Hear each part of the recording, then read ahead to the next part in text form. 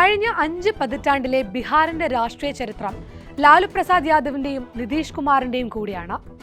ഇണങ്ങിയും പിണങ്ങിയും പോർവിളിച്ചും ഇരുവരും നടത്തിയ രാഷ്ട്രീയ പോരാട്ടമാണ് ബീഹാർ ഭരണത്തിന്റെ ഗതിവിഗതികളെ നിർണയിച്ചത്. പട്ന ക്യാമ്പസിൽ ഇന്ദിരാഗാന്ധിക്കെതിരായ പോരാട്ടത്തിലൂടെ തുടക്കമിട്ട രാഷ്ട്രീയ യാത്രയുടെ തുടർച്ചയിൽ ലാലുവും നിതീഷും കടന്നുപോയത് അസാധാരണ വഴികളിലൂടെയാണ്.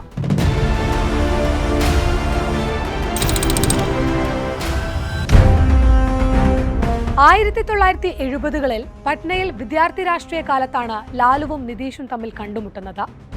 ജയപ്രകാശ് നാരായണന്റെ സമ്പൂർണ്ണ ക്രാന്തി പ്രക്ഷോഭത്തിന്റെ മുന്നണി പോരാളികളായിരുന്നു ഇരുവരും. ഇന്ദിരാവിരുദ്ധ പ്രക്ഷോഭങ്ങളിൽ കലുഷിതമായ ക്യാമ്പസുകളിൽ ഇരുവരും വിദ്യാർത്ഥികളെ സംഘടിപ്പിച്ചു. പട്ന സർവകലാശാല വിദ്യാർത്ഥി യൂണിയന്റെ പ്രസിഡന്റായാണ് ലാലു ശ്രദ്ധ നേടുന്നത്. ബീഹാർ എഞ്ചിനീയറിംഗ് കോളേജിലെ വിദ്യാർത്ഥി നേതാവായിരുന്നു അക്കാലത്തെ നിതീഷ്. പഠനത്തിനു ശേഷം ബീഹാർ വൈദ്യുതി വകുപ്പിൽ ജോലിക്ക് കയറിയ നിതീഷ് ഇതുപേക്ഷിച്ചാണ് സജീവ രാഷ്ട്രീയത്തിലേക്ക് ഇറങ്ങുന്നത്. രാഷ്ട്രീയ പ്രവർത്തനം ആരംഭിച്ച കാലം മുതലേ ക്രൗഡ് പുള്ളറായിരുന്നു ലാലു. അണിയറയിൽ തന്ത്രങ്ങൾ മെനയുന്നതിലായിരുന്നു നിതീഷ് ആദ്യകാലത്ത് ശ്രദ്ധ കേന്ദ്രീകരിച്ചിരുന്നത്. ബീഹാറിൽ അനുദിനം ശക്തിയാർജിച്ചുകൊണ്ടിരുന്ന ജനതാ പാർട്ടിയുടെ കരുത്തുറ്റ നേതാക്കളായി ഇവർ മാറി. ആദ്യ അംഗത്തിൽ ജയിച്ച ലാലു, തോറ്റ നിതീഷ്.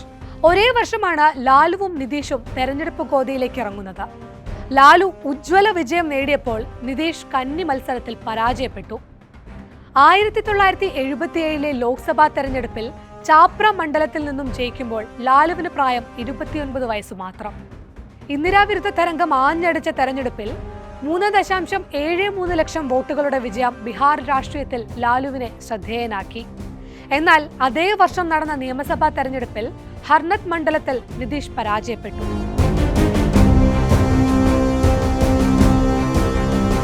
1979-ൽ ജനതാ പാർട്ടിയിലുണ്ടായ പിളർപ്പിൽ ഇരുവരും ചരൺ സിംഗിന്റെയും കർപ്പൂരി തക്കൂറിന്റെയും നേതൃത്വത്തിലുള്ള ലോക്ദളിന്റെ ഭാഗമായി. ഈ കാലത്താണ് ഇവരുടെ സുഹൃത്ത് ബന്ധം ശക്തമാകുന്നത്.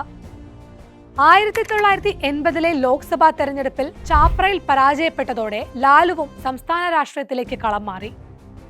1980-ലെ നിയമസഭാ തെരഞ്ഞെടുപ്പിൽ ഇരുവരും മാറ്റുരച്ചു. സോനാപൂരിൽ നിന്ന് ലാലു ജയിച്ചപ്പോൾ ഹർനത്തിൽ നിതീഷ് വീണ്ടും പരാജയം രുചിച്ചു. 1985-ലാണ് ഇരുവരും ഒരുമിച്ച് നിയമസഭയിലേക്ക് എത്തുന്നത്. ലാലു സോനാപൂർ നിലനിർത്തിയപ്പോൾ 3-ാം അംഗത്തിൽ ഹർനത്തിൽ നിതീഷ് വിജയം കണ്ടു.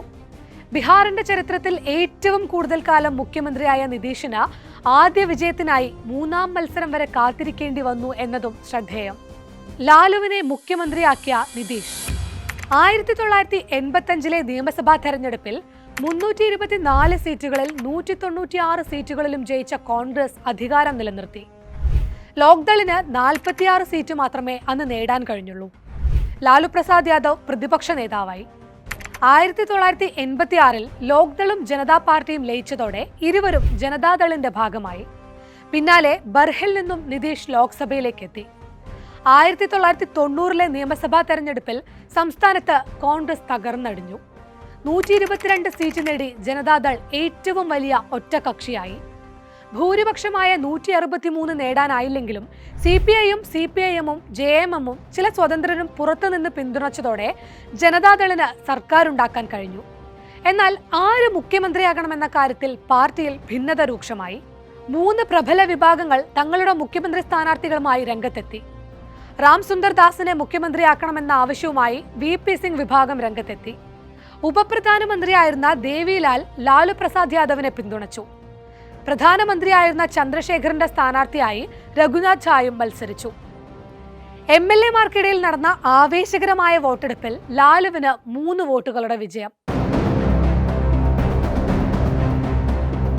ലാലുവിന് 59, ദാസിന് 56, രഘുനാഥിന് 14 എന്നിങ്ങനെയാണ് പിന്തുണ ലഭിച്ചത്.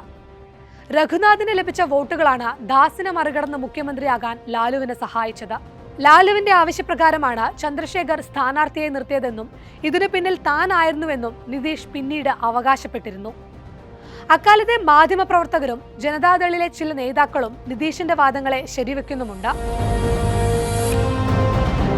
മുഖ്യമന്ത്രിയായ ലാലുവിന്റെ പ്രധാന ഉപദേഷ്ടാവായി നിതീഷ് മാറി. ഇതിനിടെ LK അദ്വാനിയുടെ രഥയാത്രയെ സമസ്തിപൂരിൽ വെച്ച് തടയുകയും അറസ്റ്റ് ചെയ്യുകയും ചെയ്തതോടെ ദേശീയ രാഷ്ട്രീയത്തിൽ ലാലുവിന്റെ യശസ് ഉയർന്നു. 1991 ലോക്സഭാ തെരഞ്ഞെടുപ്പിൽ സംസ്ഥാനത്തെ 54 സീറ്റുകളിൽ 31 എണ്ണവും ജനതാദൾ നേടി. എന്നാൽ വിജയത്തിന്റെ ക്രെഡിറ്റ് സംബന്ധിച്ച തർക്കം ഇരുവരും തമ്മിലുള്ള ഭിന്നതയുടെ ആദ്യ വിത്തുകൾ പാകി. ഇത് വളർന്ന് 1994 ഇരുവരും വേർപിരിയുന്നതിന് കാരണമായി. ലാലുവിനെതിരായ അഴിമതി കേസുകൾ ചൂണ്ടിക്കാട്ടി പാർട്ടി വിട്ട നിതീഷ് ജോർജ് ഫെർണാണ്ടസിനൊപ്പം ചേർന്ന് സമതാ പാർട്ടി രൂപീകരിച്ചു. 1995 നിയമസഭാ തെരഞ്ഞെടുപ്പിൽ ലാലു നയിച്ച ജനതാദൾ 167 സീറ്റുകളുടെ ഭൂരിപക്ഷത്തോടെ അധികാരത്തിലെത്തി. എന്നാൽ കന്നി തെരഞ്ഞെടുപ്പിൽ നിതീഷിന്റെ സമതാ പാർട്ടിക്ക് കനത്ത പരാജയം നേരിടേണ്ടി വന്നു. 310 സീറ്റുകളിൽ മത്സരിച്ച പാർട്ടിക്ക് 7 ഇടത്ത് മാത്രമാണ് വിജയിക്കാനായത്. പരാജയത്തിന് പിന്നാലെ തൊട്ടടുത്ത വർഷം നടന്ന ലോക്സഭാ തെരഞ്ഞെടുപ്പിൽ നിതീഷ് BJPക്കൊപ്പം സഖ്യമുണ്ടാക്കി. 6 സീറ്റുകൾ നേടി സമതാ പാർട്ടി സംസ്ഥാനത്ത് വേരുകളുണ്ടാക്കി. 22 സീറ്റുകളോടെ സംസ്ഥാനത്തെ മേധാവിത്വം നിലനിർത്താൻ ജനതാദളിന് കഴിഞ്ഞെങ്കിലും കോളിളക്കം സൃഷ്ടിച്ച കാലിത്തീറ്റ കുംഭകോണം ലാലുവിനെതിരെ പാർട്ടിക്കുള്ളിൽ അതൃപ്തിക്കും മുറുമുറുപ്പിനും കാരണമായി. കാലിത്തീറ്റ കുംഭകോണവുമായി ബന്ധപ്പെട്ട 53 കേസുകളാണ് ലാലുവിനെതിരെ ചുമത്തിയിരുന്നത്. 1997 ജൂലൈ 23 CBI ലാലുവിനെതിരെ കുറ്റപത്രവും സമർപ്പിച്ചു. ലാലു രാജിവെക്കണമെന്ന ആവശ്യം പാർട്ടിയിലെ ഒരു വിഭാഗം ശക്തമാക്കി. ഇതോടെ ജൂലൈയിൽ ജനതാദൾ പിളർത്തി ലാലു RJD രൂപീകരിച്ചു. ജനതാദളിലെ ഭൂരിഭാഗം MLAമാരും MP മാരും ലാലുവിനൊപ്പം ചേർന്നു. എന്നാൽ കേസിൽ ലാലുവിന്റെ മുൻകൂർ ജാമ്യാപേക്ഷ ഹൈക്കോടതി തള്ളിയതോടെ രാജി ഒഴിവാക്കാൻ കഴിയാതെ വന്നു. ഭാര്യ രാബ്രി ദേവിയെ മുഖ്യമന്ത്രിയാക്കിയുള്ള 18ാം അടവിലൂടെ സംസ്ഥാന ഭരണം ലാലു നിലനിർത്തി. 1997 ഡിസംബർ 23 കേസിൽ ലാലു അറസ്റ്റിലായി. 3 മാസത്തെ ജയിൽവാസത്തിനൊടുവിൽ ജാമ്യം. ജയിലിലായിരുന്നപ്പോഴും ബീഹാറിന്റെ ഭരണചക്രം ലാലുവിന്റെ പക്കലായിരുന്നു. ഇക്കാലയളവിൽ ദേശീയ രാഷ്ട്രീയത്തിലേക്ക് കൂടുമാറിയ നിതീഷ് 1998 വാജ്പേയി മന്ത്രിസഭയിൽ റെയിൽവേ മന്ത്രിയായി. 1999 ഓഗസ്റ്റ് 2 290 പേരുടെ മരണത്തിനിടയാക്കിയ ഗൈസാൽ ട്രെയിൻ കൂട്ടിയിടിയെ തുടർന്ന് മന്ത്രിസ്ഥാനം രാജിവെച്ചു. 2000 നിയമസഭാ തെരഞ്ഞെടുപ്പിൽ സംസ്ഥാന രാഷ്ട്രീയത്തിലേക്ക് നിതീഷ് തിരികെ എത്തി. ഫലം വന്നപ്പോൾ ആർക്കും ഭൂരിപക്ഷമില്ലാത്ത സാഹചര്യം ബീഹാറിൽ ഉടലെടുത്തു. നിയമസഭയിൽ 159 പേർ ലാലുവിനെയും 151 പേർ നിതീഷിനെയും പിന്തുണയ്ക്കുന്നവരായിരുന്നു. എന്നാൽ കേന്ദ്രത്തിലെ വാജ്പേയി സർക്കാരിന്റെ പിന്തുണയോടെ നിതീഷ് ആദ്യമായി മുഖ്യമന്ത്രിയായി. ഭൂരിപക്ഷം തെളിയിക്കാതെ വന്നതോടെ 7 ദിവസത്തിനു ശേഷം രാജി. പിന്നാലെ രാബ്രി ദേവി വീണ്ടും മുഖ്യമന്ത്രിയായതോടെ ബീഹാർ ഭരണം വീണ്ടും ലാലുവിന്റെ കയ്യിൽ വന്നു. 2003 ഒക്ടോബർ 30 ജനതാദളിലെ ശരദ് യാദവ് വിഭാഗത്തെയും കർണാടകയിലെ ലോക് ശക്തി പാർട്ടിയെയും തന്റെ സമതാ പാർട്ടിയെയും ചേർത്ത് നിതീഷ് ജനതാദൾ യുവിന് രൂപം നൽകി. ബീഹാർ രാഷ്ട്രീയത്തിലേക്ക് പൂർണ്ണമായും ശ്രദ്ധ മാറ്റി. ഇക്കാലയളവിലാണ് ലാലു ദേശീയ രാഷ്ട്രീയത്തിലേക്ക് ചുവടുമാറ്റുന്നത്. 2004 മൻമോഹൻ സർക്കാരിൽ റെയിൽവേ മന്ത്രിയായി. 2005 RJDയെ 54 സീറ്റുകളിൽ ഒതുക്കി നിതീഷ് ബീഹാർ പിടിച്ചു. 2010 വിജയം ആവർത്തിച്ച നിതീഷ് 3ാം തവണയും മുഖ്യമന്ത്രിയായി.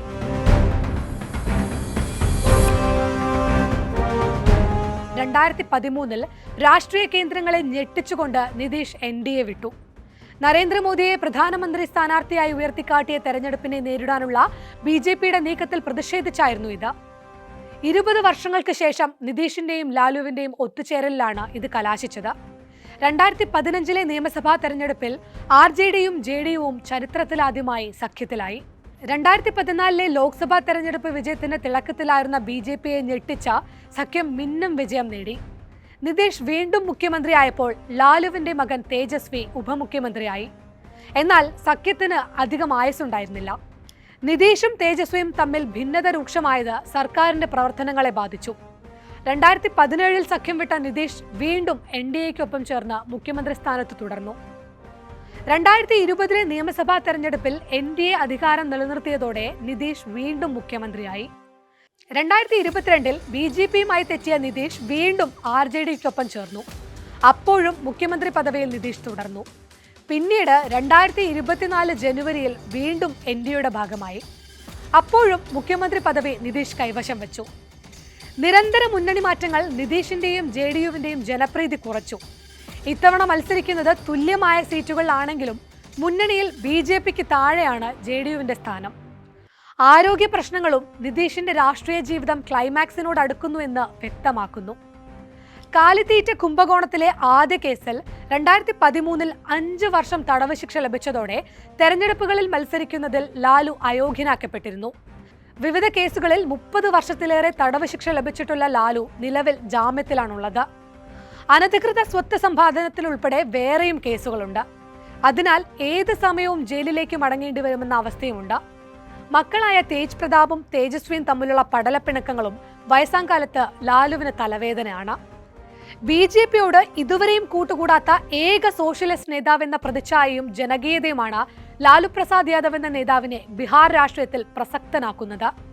എന്നാൽ എണ്ണിയാലൊടുങ്ങാത്ത അഴിമതി കേസുകളും മുഖ്യമന്ത്രിയായിരിക്കെ ദുർഭരണം നടത്തിയെന്ന ചീത്തപ്പേരും ലാലുവിനെ വേട്ടയാടുന്നുണ്ട്. സംസ്ഥാനത്തെ വികസനത്തിലേക്ക് നയിച്ച ഭരണാധികാരി എന്നതാണ് നിതീഷിന്റെ വിശേഷണം. സ്ത്രീകളെ ഉൾപ്പെടെ സാമൂഹിക മുന്നേറ്റത്തിന്റെ ഭാഗമാക്കാൻ നിതീഷിന്റെ ഭരണപാടവത്തിന് കഴിഞ്ഞിട്ടുണ്ട്. എന്നാൽ അവസരവാദി എന്ന ചീത്തപ്പേര് നിതീഷിനെയും വേട്ടയാടുന്നു. 5 പതിറ്റാണ്ടുകൾക്ക് മുമ്പ് ബീഹാറിലെ ക്യാമ്പസുകളിൽ പ്രക്ഷോഭത്തിന്റെ അഗ്നി പടർത്തിയ ആ യുവനേതാക്കൾ ഇന്ന് രാഷ്ട്രീയ ജീവിതത്തിന്റെ അവസാന ഘട്ടത്തിലാണ്. ഇത്തവണ തെരഞ്ഞെടുപ്പിൽ 2 മുന്നണികളായി പരസ്പരം പോരടിക്കുകയാണ് ഇരുവരും. എന്നാൽ തെരഞ്ഞെടുപ്പിന് ശേഷം നടക്കുന്ന രാഷ്ട്രീയ അന്തർനാടകങ്ങൾ ഇരുവരെയും വീണ്ടും ഒരു കുടക്കീഴിൽ എത്തിക്കുമോ എന്ന ചോദ്യമാണ് ബീഹാർ അവശേഷിപ്പിക്കുന്നത്.